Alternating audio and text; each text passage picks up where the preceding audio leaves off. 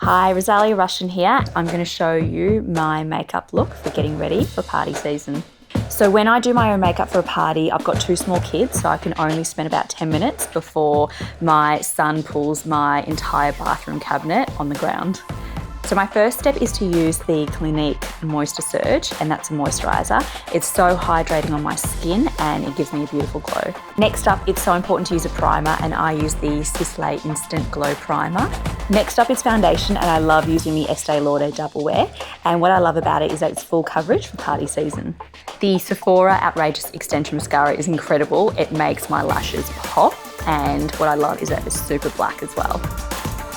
So to complete my look, because I wanted to make a bit of a statement, I finished off by using the Shiseido Code Red lipstick. And then to give my ponytail a bit of oomph, I used the Sisley Hair Volumizing Spray.